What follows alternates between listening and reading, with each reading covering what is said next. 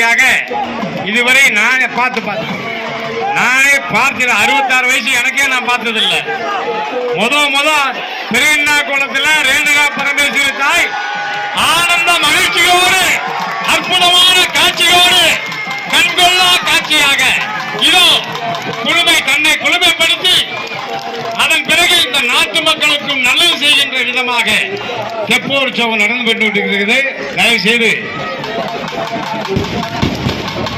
தெப்பத்தில் யாரும் ஏறாம